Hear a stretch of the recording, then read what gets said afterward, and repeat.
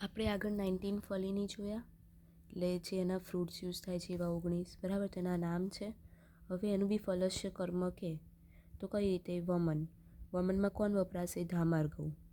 આસ્થાપન બસ્તીમાં કોણ વપરાશે? તો કે ઇક્ષ્વકુ, જીમૂત, કૃતવેદન, મદન, કુતજ અને ત્રાપુષ. અને હસ્તિપર્ણીની. પછી નાશ્ય માટે કોણ વપરાશે? તો કે પ્રચ્છર્દન અને પ્રત્યક પુષ્પ.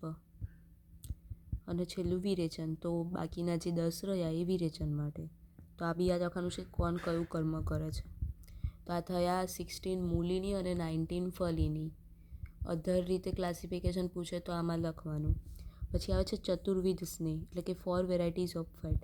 તો આ શ્લોક તો છે સર્પિસ તેલમ વસા મજ્જા સ્નેહોદિશ ચતુર્વિધ. એટલે ચતુર્વિધ સ્નેહ કયા છે? તો કે સર્પી ઘી, તેલ, વસા એન્ડ મજ્જા. બરાબર. સર્પી એટલે ઘી, તેલ એટલે ઓઇલ, વસા એટલે ફેટ, મજ્જા એટલે મેરો. હવે સ્નેહ દ્રવ્ય ક્યારે કરે છે પ્રિસ્ક્રાઇબ? તો કે ઇન્ટરનલ યુઝ માટે. ક્યારે? તો કે ડ્રિંક માટે, ફોર ડ્રિંક, ત્યારે પીવાનું હોય ઇન્ટરનલમાં. અને એક્સટર્નલમાં કઈ રીતે? તો કે અભ્યંગ કરવાનું હોય, અથવા તો બસ્તી કરવાનું હોય, અથવા નશ્ય કરવાનું હોય, ત્યારે એક્સટર્નલ યુઝ. હવે આ સ્નેહ દ્રવ્ય શું કરશે? તો કે આપણને સ્નેહન આપશે, લ્યુબ્રિકેશન, જીવન, રિવાઇટલાઇઝિંગનું કામ કરશે. વર્ણ્ય એટલે આપણું કોમ્પ્લેક્શન વધારશે. બલ એટલે કે આપણને બલવર્ધન, સ્ટ્રેન્થ વધારશે. ઉપચયવર્ધન એટલે કે આપણી બોડીને નરિશ કરશે. વાત પિત્ત કફ કફ એટલે કે આપણા વાત પિત્ત કફ ત્રણેય દોષને એલિવિએટ, શાંત કરી દેશે. બરાબર. તો આ ચતુર્વિધ સ્નેહના નામ છે અને એનું ઇન્ટરનલ યુઝ કઈ રીતે થાય અને એક્સટર્નલ યુઝ કઈ રીતે થાય અને એનું કામ શું છે એ. પછી પંચલવન એટલે કે 5 વેરાયટીઝ ઓફ સલ્ટ. તો આ ખાલી પહેલી લીટી યાદ રાખવાની છે. સૌવીરચલમ, સૈંધવમ ચ વીડ ઔદ્ભિદમેવ ચ. એટલે કયા 5 છે? તો કે સૌવીરચલ, સૈંધવ, વીડ, ઔદ્ભિદ ને સામુદ્ર. સૌવીરચલ એટલે સોકલ સેલ્ટ, સૈંધવ એટલે રોક શેલ્ટ, આ યાદ રાખવું પડશે. વીડ એટલે એમોનિયમ ક્લોરાઇડ, ઔદ્ભિદ એટલે સોલ્ટ ફ્રોમ ધ અર્થ, અર્થમાંથી જે લીધેલું છે એ, અને સામુદ્ર એટલે સી સોલ્ટ, સામુદ્રમાંથી લીધેલું. હવે લવણની ક્વોલિટીઝ શું છે? કોમન ક્વોલિટીઝ 5 એની. તો કે સ્નિગ્ધ એ અનક્યુટસ છે, ઉષ્ણ એટલે કે હોટ છે, તીક્ષ્ણ એટલે શાર્પ છે, દીપનીય એટલે કે ઇન્ક્રીઝ ડાયજેસ્ટિવ કેપેસિટી, આપણી ડાયજેસ્ટિવ કેપેસિટી વધારે છે. હવે એની ક્વોલિટીઝ આવી ગઈ, 5 લવણના નામ આવી ગયા. હવે લવણનો યુઝ શું છે? હવે આનો યુઝ શું?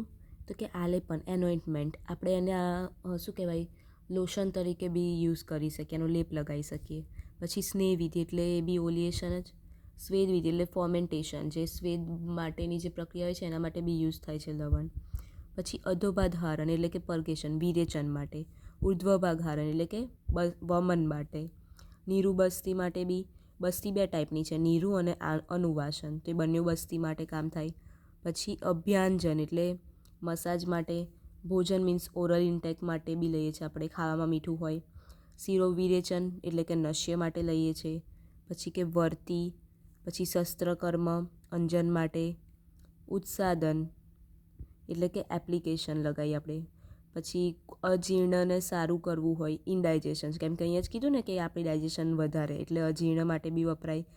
આના ડિસ્ટેન્શન થઈ ગયું હોય એબડોમેનનું તોય વપરાય. પછી વાતના ડિસઓર્ડર જેવા કે ગુલ્મ, શૂલ, ઉદર, એ બધા માટે બી વપરાય છે. યુઝ કઈ રીતે યાદ રાખવાના છે? કે પંચકર્મ બધામાં વપરાય. પંચકર્મ કયા? વમન, વિરેચન, નશ્ય, અનુવાસન બસ્તી અને રક્તમોક્ષણ નહીં, એની જગ્યાએ અનુવાસન બસ્તી બંને ટાઈપ, નીરુ બસ્તી. પછી શાના માટે બીજું વપરાય? તો કે દિનચર્યામાં કયું? તો કે અભ્યંગ છે, પછી અંજન છે, પછી આલેપન ને સ્વેદન માટે વપરાય, એવી રીતે યાદ રાખવાનું.